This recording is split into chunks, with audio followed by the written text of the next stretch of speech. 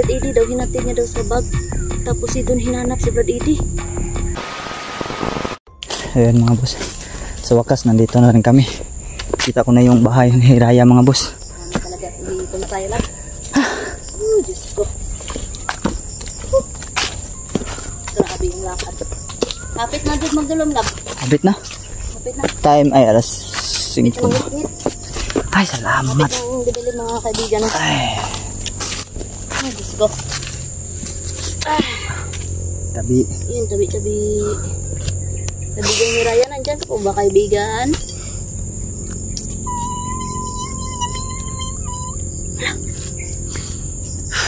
Magandang hapon daw. Dito daw galing si ano? Si Don at saka si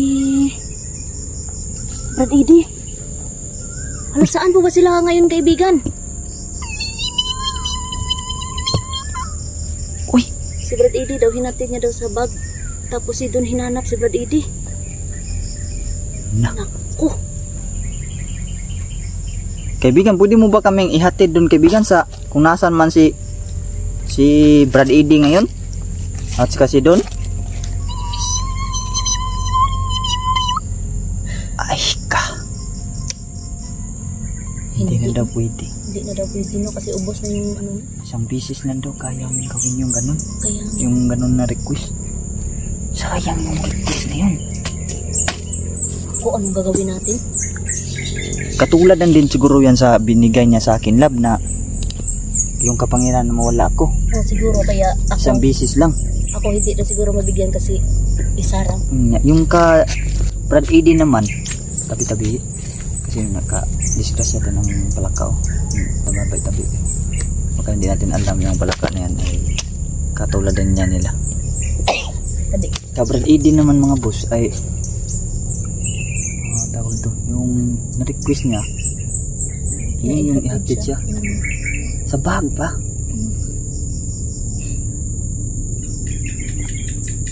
Kaya pala isang busy. Sayang no, hindi tayo Bigyan mo ng makaabot. pagkain na.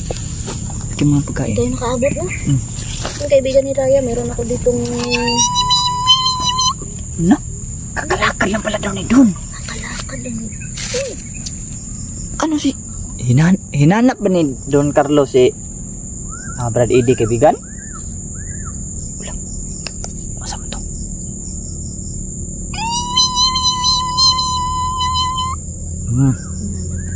Hinanap daw. Hinanap talaga. So tama talaga, isang bisis lang talaga yung magagawa ni Hiraya, yung maghatid ng kung asan ka gusto mong pumunta. Sana ano, sakit akong puso.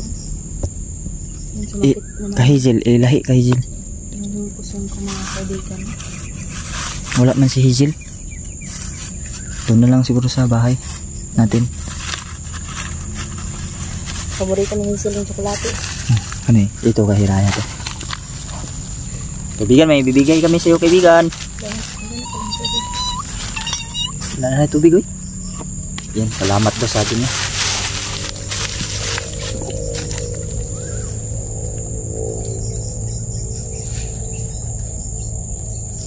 Sige, wala tayo na. Hoy, tabi-tabi po.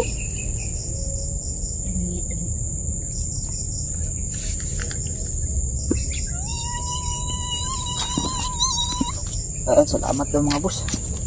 Sabi niya. Sige kaibigan, walang anuman kaibigan.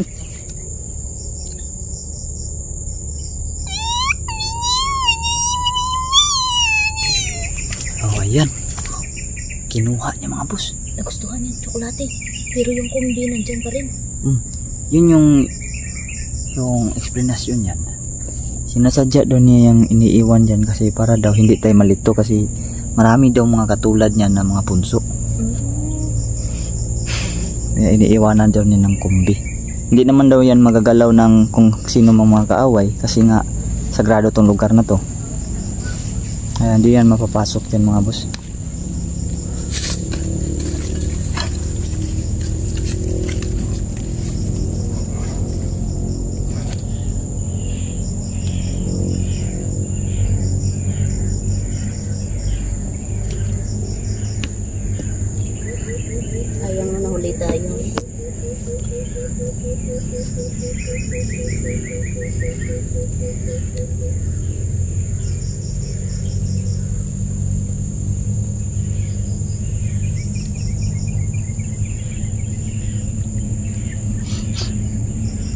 Kaibigan?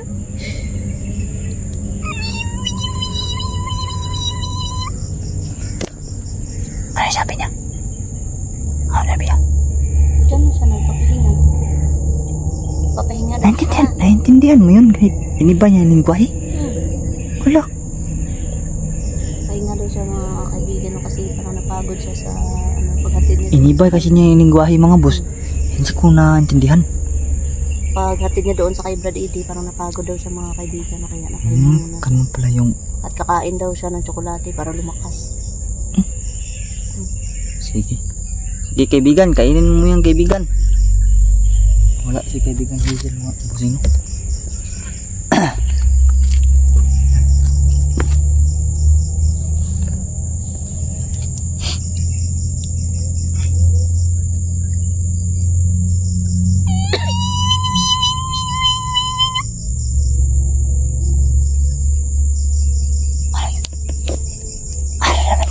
Secret! Bahala ka dyan. I-explain mo sa mga viewers love. Sabi ni kaibigan ni Raya, magpahinga muna daw tayo kasi napagod tayo sa paglalakad papunta dito. Kasi alam niya na sobrang layo daw. Nilakad natin yan mga kaibigan. Sige. Sabi ni kaibigan ni Raya, magpahinga muna kami. Kasi sobrang layo daw nilakad natin.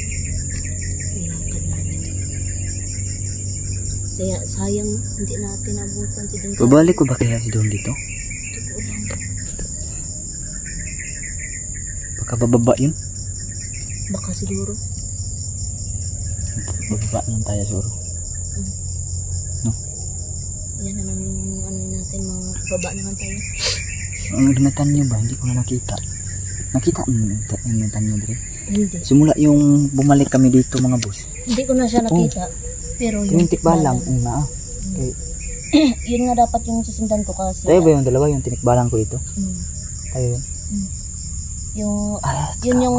Limutan ko kasi kami dalawang Brad Eddie dito. Natikbalang din kasi mga boss. Malawang bisis pala yung ginawa sa akin ng tikbalang yun. Yun sana yung ano ko lang, Kinuha yung tayo dito. plano ko ba? Na Alamin kung ano yung papahiwating ng tikbalang kasi kinukuha niya ako dito eh. Ay, gagawa po ka dre? Oh. Ay, tama din oh. Tapos sinundan Kahapon ko siya. kahapon. Hindi ko na siya na ano. Ay, yung isang araw pala. Hindi ko na nasundan yung ano niya, yung pagtakbo niya ba. Susundan ko sana siya para alamin kung ano yung ano niya. Hindi napapakita yung tikbalang hindi napapakita. Busis lang yan yung naririnig natin mga boss. Boses niya lang at saka tumatakbo siya. Kahit na nung nakita ko yung imitan nyo na hinahawakan siya mga boss, ang tikbalang hindi ko talaga nakikita mga boss. Ay, nakita ko yung tikbalang lab. Kaso, mukha mo. Kiyati ka? Ano sa ako ng kabayo? Lagi, yung pinakita ko sa'yo ba? Ayo, kita ko to gani no. Atong nag-anana. Di mo ko to? Gani no? Balang man to, gigayar ako to eh. Yun na eh. Kita tika gani, inkanto. Inkanto. Magsayaw. Na. Mga gani no. Butin lang wala mga masyadong inkantong yan. Papasok natin yun. Wala. Yun lang manika.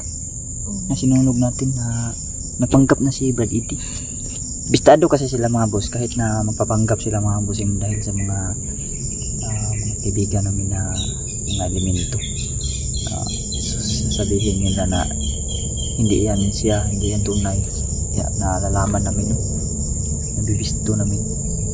Siguro baba na tayo lab kasi makadilimin tayo ba. Delikadong dalan. Pero maabutan talaga tayo ng dilim dito kasi napakalayo pa. Maabutan ni Tani. Lalakarin natin. Malapit na mag-alas 6. Nalabas na yung mga kultong aswang. Ano si Don? Kababa na kaya yan. Uy.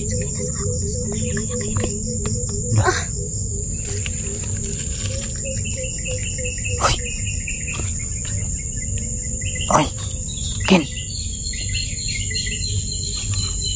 Sumakit yung puso niya mga boss. Simulat narinig niya yung mga ganyan. Mag-protection prayer kalap.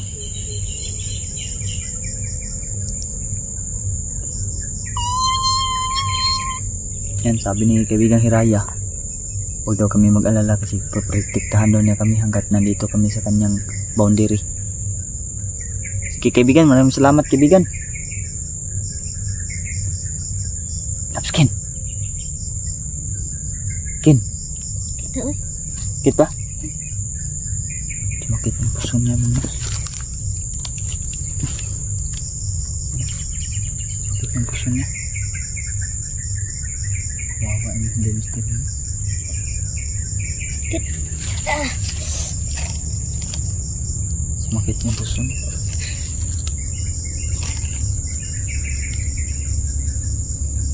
Okay lang.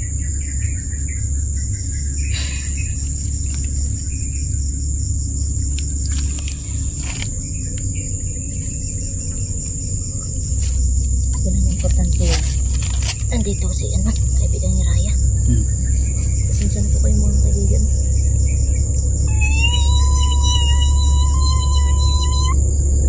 Ayun. Papasok daw muna siya sa kanilang kaharian mga boss.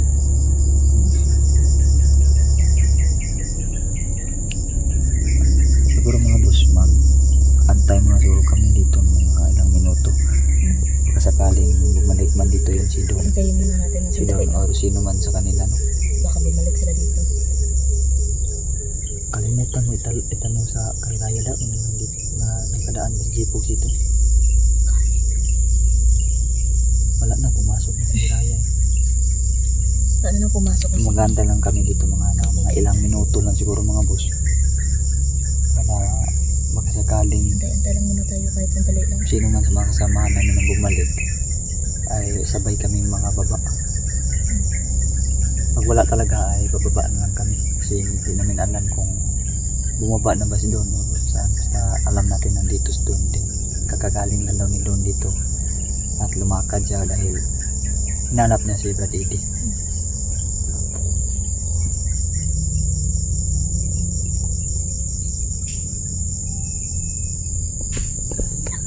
Kalaban yan.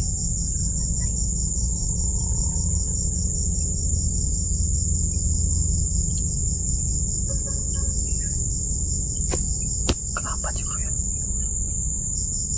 Bantay-antay pa tayo ng Mga ilang minuto lang. ilang minuto lang kasi Mga ilang minuto lang naantayin natin mga boss. sayang naman kung hindi natin maabutan para alam din natin kung balik sila dito o hindi.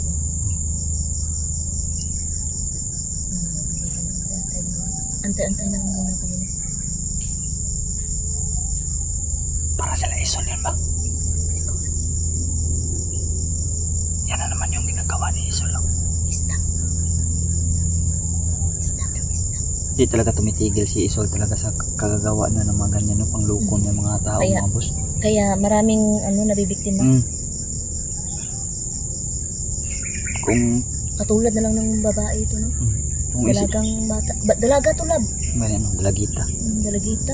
Kasi kung lubos di isipin talaga mga boss, wala talagang dapat mga ganyan tunog dito si bundok na bundok to mga boss. Biruin ng mga boss dito sa kabundukan mayroong magtitinda ng ganyan isda. Iwan ko kung naririnig ba to sa mga kamera namin, no? Yung mga motorsiklo, malamang narinig yung mga ganyang andar. Yung pinapalakasan ni Isol, oh. Parang tunay talaga yung andar talaga. So, booking na yung mga ganyan, eh.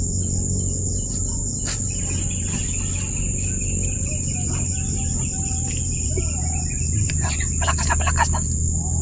Parang umakyat na dito sa dito banda.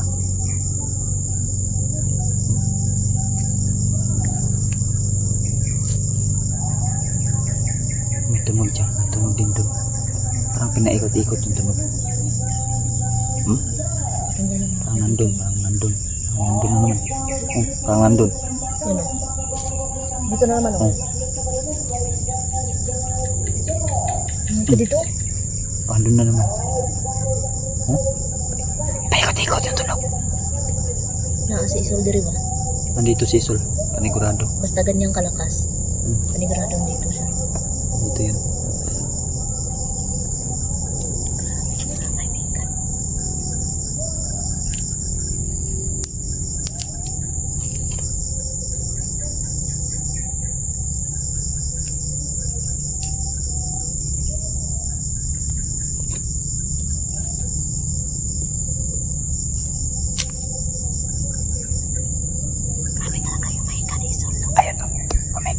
Ito na ng banda. Ito na ng banda mga boss.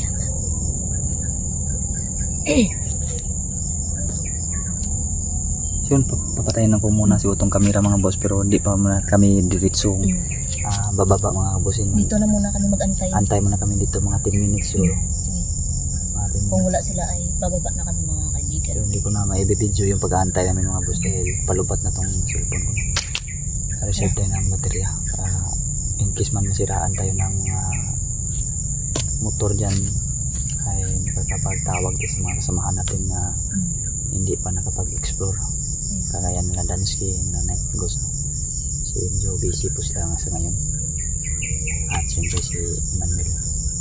Yung mga kaibigan hanggang dito na itong video na Dito ito. itong vlog natin mga boss. Progress natin. At maraming salamat po sa walang sawa niyong pagsubaybay no? Sa aming mga vlog. At nakalimutan ko pala na meron palang nagpapashoutout sa akin no? Si Ate Maricel Martinez. Ayan, shoutout po siya ate. At sa lahat ng mga solid supporter naman dyan, Miguel shoutout po sa inyong lahat no? Hindi ko na po kayo maisa-isa, pero sa mga nakaka-chat ko dyan, shoutout po sa inyong lahat yung mga kabusing. Maraming salamat po sa pagsubaybay at pagsuporta nyo sa aming lahat mga kabusing. So yun lang, God bless yung lahat mga boss, and peace out.